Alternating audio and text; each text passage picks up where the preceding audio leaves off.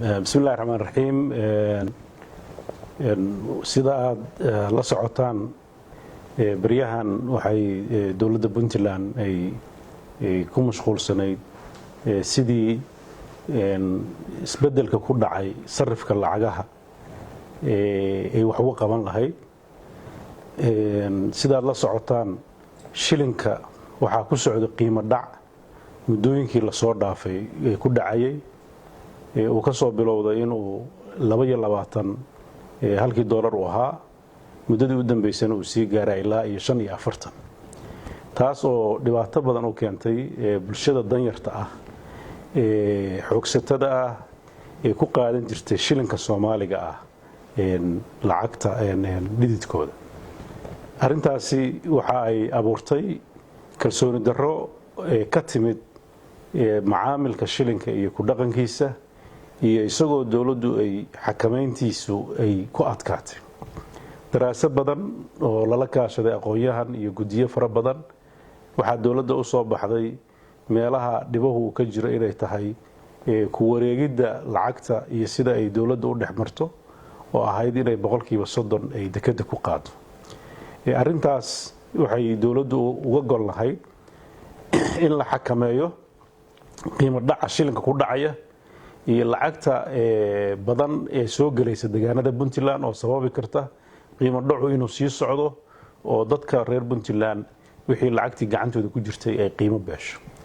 arintaas wuxuu ahaa go'aan golo wasiiro oo ay soo gudbiyeen khubaro dhinaca dhaqaalaha oo lagu qaatay go'aankaas soo baxay koodii bishii December waxa lagu dhaqan galiyay in dekada Boosaaso 30% laga joojiyo sidoo kale tana dawladdu intii kale ay isla macaamili jirtay shilinka inay sideed u qaataan waxa soo baxday kalsooni darro iyo dad dana gaar leh oo si khaldan u tarjumay go'aanka dawladda ka soo baxay una sababeeyay in shilinkii Soomaaliga la joojiyay dawladdu waxay qaaday tallaabooyin kale ee bulshada ay kula tashanayso ay fiirinayso khaladaadka iyo meesha ay wax ka jiraan kulamo waaweyn iyo oo gaar ah bay qabatay waxa soo baxay in dawladda aragtideedii dad badan oo aqoon-yahano ah iyo dad badan oo ganacsiga ku jira ay u arkeen inay tahay tallaabo lagu xakameyn kara qiimo dhaca shilinka ku dhacay inta wixii ka dambeeyay waxa suuqyadii ku soo noqday dawladdu sidoo kale waxay qaaday in ay joojiso sahalka wixii $1 ka yar in ay shirkadaha bangiyada ay ku amartay in ay furaan sarifka daaqad ay ugu tala galeen in shilinka Soomaaliya ku sarifaan sidoo kale bangiga dawladana lagu amray in iyaguna sarifka ay meesha ku sarifaan arintaas waxay soo celisay qayb kamid ah kalsoonidii waxa hore u socday shaqadii waxa dib u bilowday macaamilkii shilinka kadib waxa soo baxay culaysyo kale waxa soo baxday in shilinkii kalsoonidiisii ay soo noqon weeday waxaan dawladdu sii waday wada tashiyadii waxa magaalada ganacsiga ah ee Boosaaso tagay madaxweyne ku-xigeenka oo la soo kulmay ganacsatadii darsay xaaladda halka ka jirta waxa sidoo kale magaalada Gaalkacyo tagay wasiirkii maaliyadda oo isagana la kulmay bulshada halka joogtay iyo ganacsatadii xaaladda jirta waxa wasaaradda wasiir ku-xigeenada iyo xubnaha kale madaxtooyadu ay shirada joogta la yeesheen dadka ka ganacsada lacagta ku dhaqan magaalooyinka Boosaaso iyo Garowe iyo Qardho iyo Gaalkacyo daraasadaas faraha badan ay dawladdu waday iyadoo mar walba ujeedadoodu tahay sidii shilinka qiimo dhiciisa loo ilaalin lahaa dadka Soomaaliyeed ee Puntland ku dhaqan ay u heli lahaayeen adeeg lacageed oo u gooyo qiimaha noloshooda ay u rabaan sida la adligeed markaan dhinacyo badan ka ururinay arrimaha jira oo saameynta ku yeeshay shilinka waxa noo soo baxday talooyinkii aan ururinay markaan dhinacyo badan ka fiirnay oo madaxweyne ku-xigeenka iyo wasaaradda maaliyadda iyo xubno kale khubaro aan caawa madaxtooyada shir ku yeelanay qiimeynay arrimaha jira koow waxa noo soo baxday dadka ama ganacsatada ah ama sariflayaasha ah iyo dawladdu isfaham buuxa ayay ka lahaayeen muddadii arrintan socotay oo mar walba ay uga wada hadlayeen xalka tallaabooyinka dawladdu ay qaadatay waxay ahaayeen tallaabooyin mar walba ganacsatada iyo dadka arrimahan ku xeel dheer lagala tashanayay go'aanada mar walba ay qaadanaysana dawladdu waxaa saldhig u ahaa sidii ganacsiga iyo dhaqaalaha dalka uu noqon lahaa mid fadhiya nasiib darro waxaa halkaa ka faa'iidaystay dad aad u fara badan oo dana kaleeta leh oo dalkii khalkhal geliyey oo ka faa'iidaystay dhibaatada ka dhalatay qiimo dhaca shilinka Soomaaliga ku dhacaya oo dawladduna ay tallaabo ay ku xakameynayso ay ka qaadeen dadkaas oo runtii hadafyo kaleeto leh oo raba inay sumcadda dalka ay burburiyaan la eegtay mar walba oo Puntland ay u hinqato dhinaca horumarka iyo sumcadda iyo kasbashada dadka Soomaaliyeed sidii ay Puntland ugu kalsoonaan lahaayeen arrimaha maanta ka dhacay magaalada Garowe waxay sarsaan u ahayd ama tusaale u ahayd markii aan wareysanay ganacsatadii iyo dadkii ka shaqeynayay waxaa noo soo cadaatay inay wax raad ku lahayn wixii abuurmay maanta waxaa kaloo noo soo baxday in cabashada jirta iyo sida loo xalinayo ay ku qanacsanaayeen wada hadallada ay dawladda la wadaan iyo go'aanada ay ka dhursugayeen oo ku jiray marxalad wada tashi ah laakiin waxa maanta dhacay inay saameynteedu iyagu ilahayn saad ogtihiin magaalada Garowe waxaa lagu qabanayaa shir hay'adda Heritage ay wado waa hay'ad Soomaaliyeed oo cilmi baaris ah oo runtii muddooyinkii ugu dambeeyay sumcad weyn ka heshay Soomaaliya iyo Geeska Afrika iyo dhammaan adduunyada sanadkiiba mar qaban jirtay shir caalami ah oo looga hadlo arrimaha Geeska Afrika iyo arrimaha Soomaaliya gaar ahaan muddooyinkii ugu dambeeyay lagu qabanayay magaalada Djibouti ee dalka Djibouti waxaa markii ugu horeysay shirkaas ay garteen hawlwadeenadii hay'adaas inay ku qabtaan Garowe oo u arkeen meel ku haboon in ay martigelin karto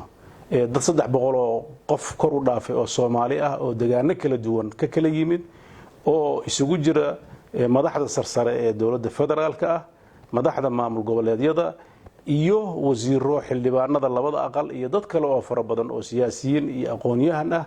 inay ku lafagoraan xaaladda murugsan ee Soomaaliya maanta ka jira sidii loogu heli lahaa xal waara arrintaas waxaa ka xumnahay in gacmo dad reer Puntland loo adeegsaday sidii dad Puntland sumcadeeda u burburin lahaayeen oo maanta hanti dawladeed iyo hanti shacabba ay u geysteen dhaawacyo aan munaasab ahayn oo ku haboon marka waxaan u sheegayaa inta aan go'aanka dawladdu ay ka qaadatay arrimaha kan oo lagu soo gambanayo aan sheegin in ay dawladdu ay og tahay dadka waxa ka shaqeynaya dadka iyo dadkaas waxa ka shaqeynaya dadweynahana isbari doonto ay u sheegi doonto inay yihiin dad cadow ku ah magacooda sumcadooda iyo sharafta u soo hoyanaysa Puntland iyo horumarka ay gaarayso iyo inay noqotay Garowe meel laga baadi goobo xalka Soomaaliya sidii hore u ahaan jirtay waxaan rajaynayaa shacabka reer Puntland in ay ku mintidaan nabadgelyadooda kala dambayntooda sumcadda deegaanadooda ilaaliyaan qof yar iyo qof weynba waxaan ka codsanayaa in ay u istaagaan inay martidaas soo sharaftay ee deegaankoodii ugu timid oo iyadu ka timid oo ku kalsoonaaday inay yimaadaan oo madaxda heerarka kala duwan ah ee isugu jiraan iyo murashaxiin xilka madaxweynenimada u tartamay madaxweynayaal hore ra'iisul wasaarayaal hore wasiirro hore iyo dad Soomaali intii macnaha iyo milgaha lahayd inay timaado dadka raba inay sharaftaas ka hor istaagaan inay ka hortagaan oo ilaaliyaan ammaanka iyo kala dambeynta iyo sumcadda dalka intaas markaan uga baxo dhacdadii maanta dhacday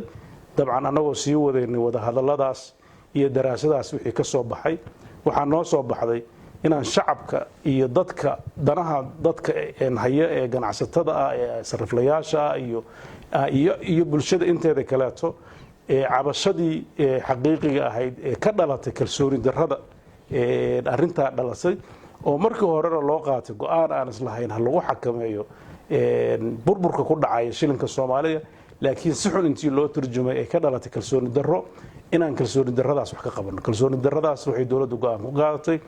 in lacagta dekada lagu qaadi jiray 10% shilinkii Soomaaliga dib loogu celiyo laga bilaabo maalinta birita ah sidoo kale dawladdu waxay isla garatay waxyaabaha shilinka qiimihiisa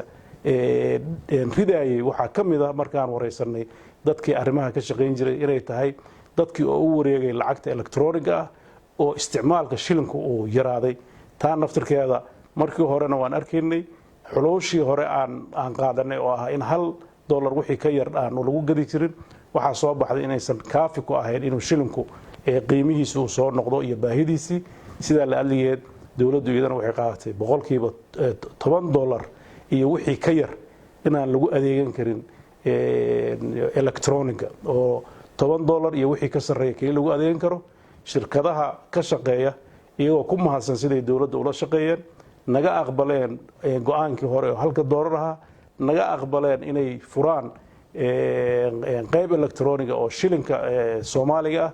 horena ay u furtay shirkadda Golis haddana ay maanta ay bilowday shirkadda Somtel annagoo uga mahad celinayna fahamkaas iyo adeegidaas bulshada haddana marka aan ururinay xogaha iyo baahiyaha iyo dadka u dhuun daloola sababta keenaysa inuu shilinku qiimihiisa hoos u sii dhaco inay qayb ka mid tahay iyadana waxaan qaadanay go'aanka ah in $10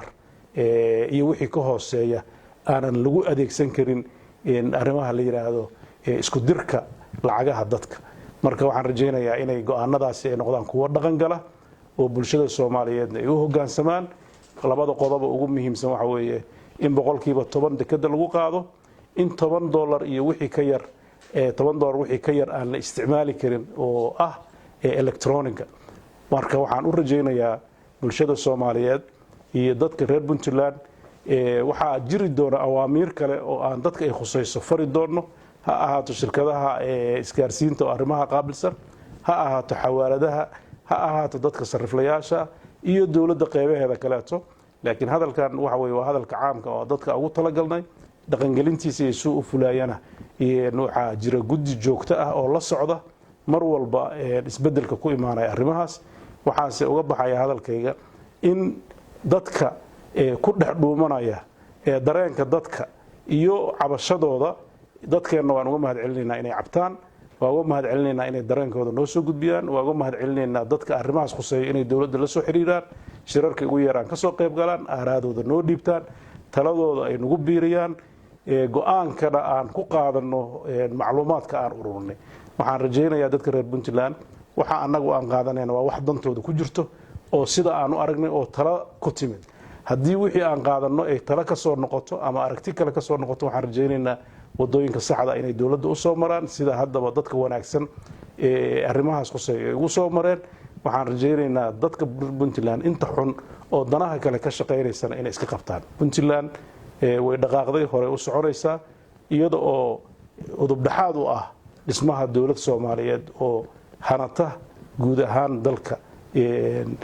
badiisa iyo cirkiisa iyo hawadiisaba waa rajaynaynaa geedi socodka Soomaali meel kasta ay joogto ay ku jirto in ay dadka reer Puntland ay hormuud ka noqdaan waana rajaynayaa dadka faraha badan ee u imaanaya ay soo dhaweynayaan inay si fiican u soo dhaweeyaan sidoo kalena cidii ku soo dhex dhuumanayso oo dana kale wadata oo ah dano kharibaya sumcadda iyo deganaanshaha Puntland iyo tan Soomaaliba in intay soo gaarin hay'adaha amniga inay bulshada reer Puntland iyo iska qabtaan aad baa u mahadsantiin